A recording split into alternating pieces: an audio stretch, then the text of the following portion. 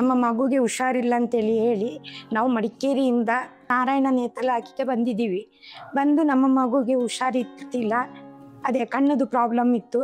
ಹಾಗೆ ನಾವು ಇಲ್ಲಿ ಇವಾಗ ಜನವರಿ 12ನೇ ತಾರೀಕಿಗೆ ಬಂದು ಇಲ್ಲಿವರೆಗೆ ನಾವು ಚಿಕಿತ್ಸೆಯನ್ನು ಪಡಿತಾ ಇದ್ದೀವಿ. ಸ್ಟಾರ್ಟಿಂಗ್ ನಮಗೆ ಯಾವ ರೀತಿ ಮಗುಗೆ ವಿಷನ್ ಪ್ರಾಬ್ಲಮ್ ಇದೆ ಅಂತ ಗೊತ್ತಾಗ್ಲಿಲ್ಲ.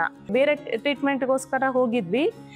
ಅವಾಗ ಅಲ್ಲಿ ಡಾಕ್ಟರ್ ಹೇಳಿದ್ರು, ಈ ತರ ಮಗುಗೆ ವಿಷನ್ ಪ್ರಾಬ್ಲಮ್ ಇದೆ, ನಿಮಗೆ ಗೊತ್ತಾಗಿಲ್ವಾ ಅಂತ.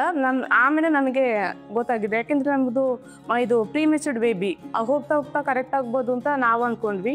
ವಿಷನ್ ಥೆರಪಿ ಆಗಿ 2 ತಿಂಗಳು ಕಳೆದಾದ್ಮೇಲೆ ಈ ಸ್ವಲ್ಪ ಇಂಪ್ರೂವ್ಮೆಂಟ್ ಆದ್ಮೇಲೆ ಸಿಂಟೋನಿಕ್ ಥೆರಪಿ ತಗೋಬೇಕು ಅಂತ ಹೇಳಿದ್ದಾರೆ. ಈಗ ಸಿಂಟೋನಿಕ್, ವಿಷನ್ ಮತ್ತೆ ಫಿಸಿಯೋ, OT ಥೆರಪಿ 4 ಸಹ ತಗೊಳ್ತಾ ಇದ್ದೀವಿ. ನಾವು ಯೂಟ್ಯೂಬ್ ನೋಡ್ಕೊಂಡು ಬಂದ್ವಿ. ಯೂಟ್ಯೂಬಲ್ಲಿ CVI ಬಗ್ಗೆ, ROP ಕಾಯಿಲೆ ಬಗ್ಗೆ ಯಾವ ರೀತಿ ಟ್ರೀಟ್ಮೆಂಟ್ ತಗೋಬೇಕು, ಅದು ಯಾವ ಟೈಮಲ್ಲಿ ತಗೋಬೇಕು, ಎಷ್ಟು ವರ್ಷದೊಳಗೆ ತಗೋಬೇಕು ಅಂತೆಲ್ಲ ಅದ್ರ ಬಗ್ಗೆ ಎಕ್ಸ್ಪ್ಲೈನ್ ಮಾಡಿದ್ರು. ಅದೇ ನಮ್ಮ ಥರನೇ ಪೋಷಕರು ಬಂದು ಅವ್ರ ಮಗುನ ಟ್ರೀಟ್ಮೆಂಟ್ ತಗೊಳ್ತಿದ್ರು. ಬಾಗಲಕೋಟೆ ಅವರೊಬ್ರು ಇದೇ ಥರ ಯೂಟ್ಯೂಬಲ್ಲಿ ಎಕ್ಸ್ಪೀರಿಯನ್ಸ್ನ ಹೇಳ್ಕೊಂಡ್ರು. ಅದನ್ನು ನೋಡಿದ್ಮೇಲೆ ನಮಗೆ ಸ್ವಲ್ಪ ಧೈರ್ಯ ಬಂತು.